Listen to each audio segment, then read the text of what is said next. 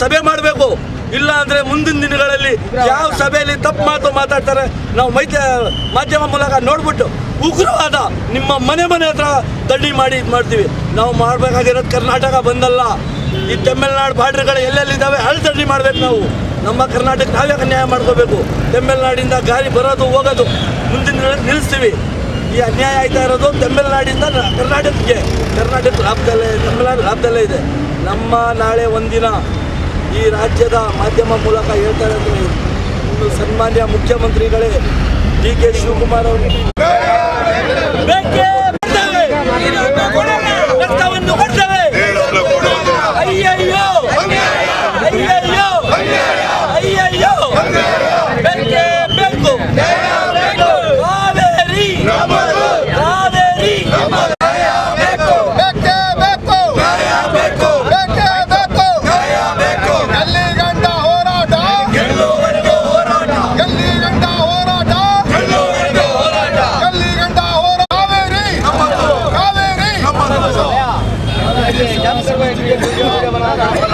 ಕಾವೇರಿ ಸಲೋ ಸಮಿತಿಗೆ ಕಾವೇರಿ ಸಲೋ ಬೇಕು. ಕಾವೇರಿ ಕಾವೇರಿ ಅಯ್ಯಯ್ಯೋ ಅಯ್ಯಯ್ಯೋ ಅಯ್ಯಯ್ಯೋ ಅಯ್ಯಯ್ಯೋ ಬೇಕೇ ಬೇಕು ಬೇಕೇ ಬೇಕು. ಕಾವೇರಿ ಕಾವೇರಿ ಎಲ್ಲಿವರೆಗೆ ಹೋರಾಟ ಎಲ್ಲಿವರೆಗೆ ಹೋರಾಟ ಅಯ್ಯಯ್ಯೋ ಅಯ್ಯಯ್ಯೋ ಬೇಕೇ ಬೇಕು ಬೇಕೇ ಬೇಕು ಅಯ್ಯೋ ಬೇಕು.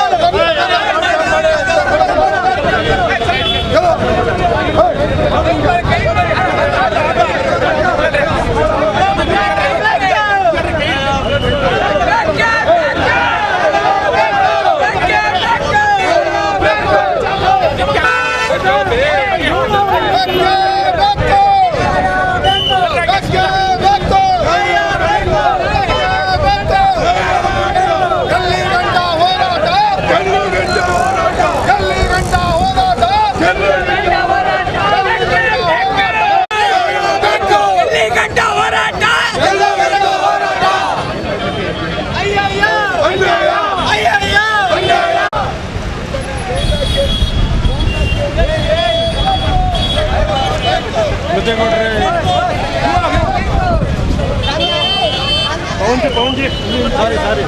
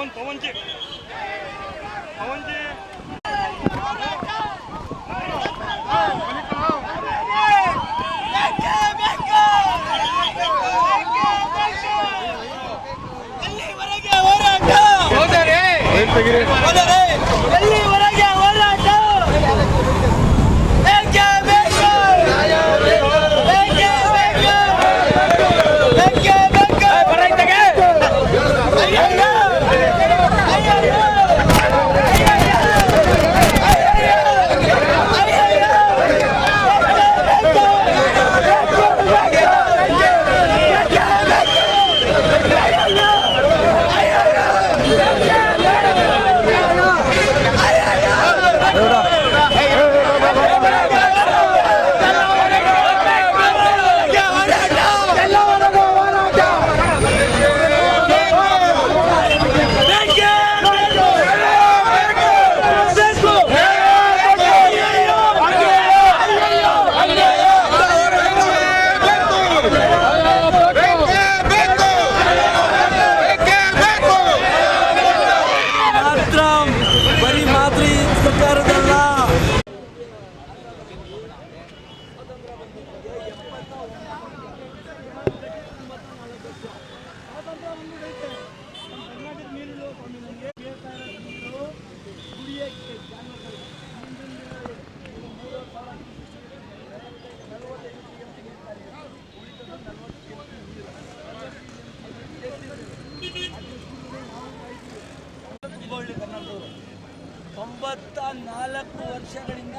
ಇದು ನಡೀತಾ ಬರ್ತಿದೆ. ಡ್ಯಾಮ್ ಕಟ್ಟಿ 1991ರಲ್ಲಿ ಡ್ಯಾಮು ಶುರುವಾಯಿತು. 1937ರಲ್ಲಿ ಡ್ಯಾಮ್ ಕಟ್ಟಾಗಿದೆ. ಸ್ವಾತಂತ್ರ್ಯ ಬಂದು ನಮಗೆ 79 ವರ್ಷ. ನೀರಿಗೆ ನಮಗೆ ಸ್ವಾತಂತ್ರ್ಯ ಇಲ್ಲ, ನಮ್ಮ ತಾಯಿ ನೀರು ನಮಗಿಲ್ಲ, ಇನ್ನು ಯಾರಿಗೆ? ಸರ್, ನಾವು ಇವತ್ತು ಪ್ರತಿಭಟನೆಗೆ ಬಂದಿರೋದು ನಾಳೆ ಸಭೆ ಬಗ್ಗೆ ಮಾತಾಡೋಕ್ಕೆ. ನಾಳೆ ಕರ್ನಾಟಕದ ಸಭೆ ಸೇರ್ತಾ ಇರೋದು. ಕಾಂಗ್ರೆಸ್ ಅಲ್ಲ, JDS ಅಲ್ಲ, BJP ಅಲ್ಲ. ಸನ್ಮಾನ್ಯ ಮುಖ್ಯಮಂತ್ರಿಗಳು ಸಭೆ ಸೇರಿಸ್ತಾ ಇದ್ದಾರೆ. ನಮ್ಮ ರಾಜ್ಯದ 224 MLAಗಳು, 28 MP ಗಳು ಕನ್ನಡಿಗರಾಗಿ ಮಾತಾಡಿ. ದಯವಿಟ್ಟು ನಿಮ್ಮ ಪಕ್ಷ ಭೇದ ಬಿಟ್ಟು ನಾಳೆ ಒಂದಿನ, ಮುಂದಿನ ದಿನ ನಾವು ರಾಜಕೀಯ ಮಾಡಮ್ಮ. ನಾಳೆ ಒಂದಿನ ಸಮುದ್ರಕ್ಕೆ ಹೋಯ್ತೈತೆ ನೀರು. ಮಾಧ್ಯಮ ಮೂಲಕ ನಮಗೆ ಗೊತ್ತಾಗಿದೆ. ಅವ್ರದ್ದು 4 ಡ್ಯಾಮಲ್ಲೂ ನೀರೈತೆ ತಮಿಳ್ನಾಡಲ್ಲಿ, ನಮ್ಮ ಡ್ಯಾಮಲ್ಲಿ ಇಲ್ಲ. ನೀವು ಡೈಲಿ ಆದೇಶವನ್ನು, ಸುಪ್ರೀಂ ಕೋರ್ಟ್ ಆದೇಶ ನಾವು 100 ವರ್ಷದಿಂದನೂ ಮಾತಾಡ್ಕೊಂಡೇ ಬಂದಿರೋದು. ನಾವು ಕೇಳ್ತಾ ಇರೋದು ನೀರು ಕುಡಿಯೋಕ್ಕೆ, ಜಾನುವಾರುಗಳಿಗೆ, ಬೆಳೆಗೆ ಕೇಳ್ತಾ ಇಲ್ಲ. ನಾಳೆ ನಮ್ಮ ಏನು ಇವತ್ತು ಬಂದಿದ್ದೀವಿ ಮುಸ್ಲಿಂ ಸಮಾಜ, ನಾವು ನಾಳೆ ಪ್ರತಿಭಟನೆ ಸಭೆ ನಡೀತಾ ಇದೆ. ಅದ್ರ ಬಗ್ಗೆ ಎಲ್ಲ ಸೇರಿ ಒಗ್ಗಟ್ಟಾಗಿ ಮಾತಾಡಿ. ನಮ್ಮ ಬಗ್ಗೆ ಹರಿತದೆ. ನಮ್ಮ ನಿಲುವು ನೀರು ನಿಲುವು, ಬೇಕೇ ಬೇಕು, ನ್ಯಾಯ ಬೇಕು. ನಾವು ನಾಳೆ ಸಭೆ ಸೇರುವುದು ಕನ್ನಡಿಗರು ಸಭೆ ಇರಬೇಕು. BJP, JDS, ಕಾಂಗ್ರೆಸ್ ಅಲ್ಲ. ನಾವು ಮಾಧ್ಯಮ ಮೂಲಕ ನೋಡಿದ್ದೀವಿ. ಸನ್ಮಾನ್ಯ ರವಿಕುಮಾರ್ ಅವರು ದೇವಸ್ಥಾನಕ್ಕೆ ಬರುವಾಗ ಸಮುದ್ರಕ್ಕೆ ಹೋಗ್ತಾ ಇರೋದು ನೀರು ತೋರಿಸಿದ್ದಾರೆ. ಅದು ನೀರಲ್ಲ ಸ್ವಾಮಿ, ನಮ್ಮ ರಕ್ತ, ನಮ್ಮ ಜಾನುವಾರುಗಳು, ನಮ್ಮ ರೈತರುಗಳು ಸಾಯ್ತಿದ್ರು, ಅದು ರಕ್ತ ಹೋಯ್ತಾ ಇರೋದು ನಮಗೆ. ಅವ್ರು ಸಮುದ್ರಕ್ಕೆ ಬಿಡ್ತಾ ಇರೋದು ನೀರು, ಅವರು ಸೇವ್ ಮಾಡ್ಕೋತಾ ಇಲ್ಲ. ಏನೋ ಖುಷಿ ಅವ್ರು ಸಮುದ್ರಕ್ಕೆ ಬಿಡೋಕ್ಕೆ. ಅವ್ರು ಬಿಡ್ತಾ ಇರೋದು ಸಮುದ್ರಕ್ಕೆ ನೀರಲ್ಲ, ನಮ್ಮ ರಕ್ತ, ಈ ಕನ್ನಡಿಗರ ರಕ್ತ, ಈ ರೈತರ ರಕ್ತ, ಈ ಜಾನುವಾರುಗಳ ರಕ್ತ. ಈ ನಾಳೆ ಸಭೆಯಲ್ಲಿ ಸನ್ಮಾನ್ಯ ಮೋದಿಜಿ 5:30ಗೆ ಮೈಸೂರಿಗೆ ಬಂದಿದ್ದಾರೆ. ಹಿಂದಿನಲ್ಲಿ ಹೇಳೋಣ ಏನು? ನಾಳೆ ಇವತ್ತು ಮೋದಿಯವರು ಬರ್ತಾ ಇದ್ದಾರೆ. ನಾವು ಕೇಳೋ ಉದ್ದೇಶ ಏನೈತೆ ಅಂದರೆ, ನೀವು ಎಂತೆಂಥ ಕಾನೂನುಗಳು ಚೇಂಜ್ ಮಾಡಿದ್ದೀರಾ. ದಯವಿಟ್ಟು मोदी जी आप हमारे लिए ये चेंज कीजिए, क्योंकि मैं इसलिए बोल रहा हूँ, पक्ष और विपक्ष दोनों मिलके हमारा काम कर दीजिए. हमारे को 7 करोड़ कन्नडिगा को आपकी मदद की ज़रूरत है मोदी जी. आप ये सभा में जम के, जो आज 5 बजे आपकी मीटिंग है, थोड़ा हमारे लिए बात कीजिए. तमिलनाडु में 4 डैम भरा हुआ पड़ा है, हमारा पानी समंदर को जा रहा है. ನ್ಯಾಮತ್ ಮಂಡ್ಯ. ನ್ಯಾಮಕ್ ಪಲ್ಯ ಮುರ್ಚಿನಿ ರಮೇಶ್ ಒಬ್ಬ ಕಪ್ಪು ಬೆಳೆಗಾರ ಹೋರಾಟಗಾರ ಏನು ಹೇಳೋದು ಅಂತ, 1924 ಫೆಬ್ರವರಿ 28ರ ಮೊದಲ ಒಪ್ಪಂದದಿಂದ 2026ರ ಇವತ್ತಿನವರೆಗೂ ಕರ್ನಾಟಕಕ್ಕೆ ನಿರಂತರವಾದ ಅನ್ಯಾಯ ನಡೀತಾನೆ ಬಂದಿದೆ. ಸೊ ಈಗ ಒಂದು ಸತ್ಯವನ್ನು ಅರ್ಥ ಮಾಡ್ಕೋಬೇಕು. ಕರ್ನಾಟಕದಲ್ಲಿ ನೀರಿದ್ರೆ ತಮಿಳ್ನಾಡಿಗೆ ಯಾವತ್ತು ಬೇಕಾದರೂ ಬಿಡ್ಬೋದು, ಆದರೆ ತಮಿಳ್ನಾಡಿಗೆ ಹೋದಂಥ ನೀರು ಹಿಮ್ಮುಖವಾಗಿ ಕರ್ನಾಟಕಕ್ಕೆ ಬರಲ್ಲ. ಈ ವಾಸ್ತವಾಂಶವನ್ನು ನ್ಯಾಯಾಲಯಗಳು ಮತ್ತು ಏನು ಕಾವೇರಿ ನದಿ ನೀರು ಹಂಚಿಕೆ ಪ್ರಾಧಿಕಾರ ಇರ್ಬೋದು ಅಥವಾ ಸಮಿತಿಗಳು ಅರ್ಥ ಮಾಡ್ಕೋಬೇಕು. ಇಲ್ಲಿ ನಾಳೆ ನಡೀತಕ್ಕಂಥ ಸರ್ವ ಸದಸ್ಯರ ಸಭೆ ಏನಿದೆ, ಆ ಸರ್ವ ಸದಸ್ಯರ ಸಭೆ ಪಕ್ಷಾತೀತವಾಗಿರಬೇಕು. ನಾವು ರಾಜಕೀಯ ನಾಯಕರಿಗೆ ಅಧಿಕಾರ ಕೊಟ್ಟಿರ್ತಕ್ಕಂಥದ್ದು ನೀವು ಬೀದಿಲಿ ಹೋರಾಟ ಮಾಡಿ ಅನ್ನೋದಕ್ಕಿಂತ ಹೆಚ್ಚಾಗಿ ನೀವು ಕಾನೂನುಗಳನ್ನ ರೂಪಿಸಬೇಕು, ಪ್ರಾಧಿಕಾರಕ್ಕೆ ಒತ್ತಡವನ್ನು ತರಬೇಕು, ಕೇಂದ್ರ ಸರ್ಕಾರಕ್ಕೆ ಒತ್ತಡವನ್ನು ತರಬೇಕು ಅನ್ನುವಂಥ ಉದ್ದೇಶದಿಂದ ನಾವು ಅವ್ರಿಗೆ ಅಧಿಕಾರ ಕೊಟ್ಟಿದ್ದೀವಿ. ಅವರು ಸಂವಿಧಾನಬದ್ಧ ಅಧಿಕಾರವನ್ನು ನದಿ ನೀರು ಹಂಚಿಕೆ ವಿಚಾರದಲ್ಲಿ ಕರ್ನಾಟಕಕ್ಕೆ ಅನ್ಯಾಯ ಆಗದಂಗೆ ನೋಡ್ಕೋಬೇಕು.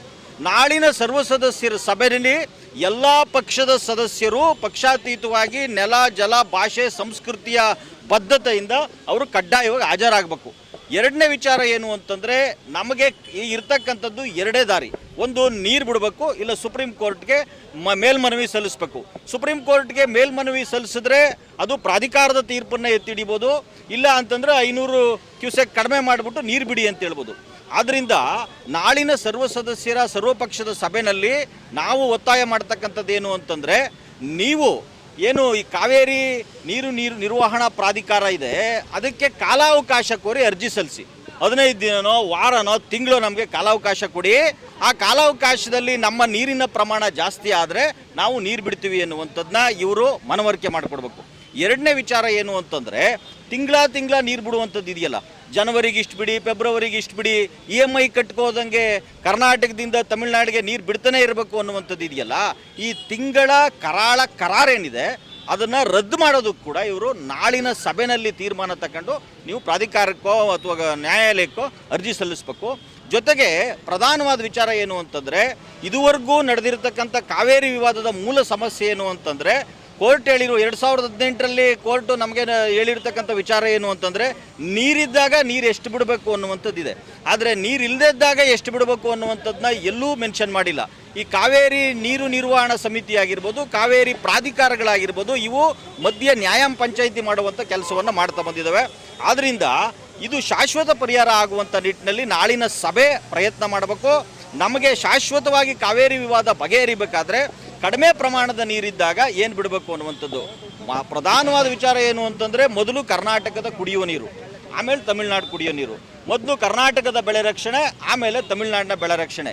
ಈ ಮಾದರಿನಲ್ಲಿ ನೀವು ಸೂತ್ರವನ್ನು ರಚನೆ ಮಾಡಿ ಬದ್ಧತೆಯನ್ನು ಪ್ರದರ್ಶನ ಮಾಡಿ, ನಿಜವಾಗಲೂ ಕಾವೇರಿ ಈ ಕೊಳ್ಳದ ರೈತರು ಮತ್ತು ಸಾಮಾನ್ಯ ಜನರ ಬದ್ಧತೆ ನಿಮಗೆ ಇರಬೇಕಾದ್ರೆ ಈ ಥರದ ನಿರ್ಣಯಗಳನ್ನ ತಗೊಂಡು ಈ ಜನಕ್ಕೆ ಅನುಕೂಲ ಮಾಡಿಕೊಡ್ಬೇಕು. ಈ ರೋಡ್ ಶೋಗಳನ್ನ ಏನು ರಾಜಕಾರಣಿಗಳು ಮಾಡಬಾರ್ದು, ನಿಮಗೆ ಶೋ ಮಾಡೋದಕ್ಕೆ ಜಾಗ ಇದೆ ಅಲ್ಲಿ ಮಾಡಿ ಅನ್ನುವಂಥದ್ದನ್ನ ಹೇಳಿ ನನ್ನ ಮಾತು ಮುಗಿಸ್ತೇನೆ. ಸಂದೇಶ್ ಅಂತೇಳಿ ಡಿ ದೇವರಾಜ್ ಅರಸು ಹಿಂದುಳಿದ ವರ್ಗಗಳ ವೇದಿಕೆ ಅಧ್ಯಕ್ಷರು.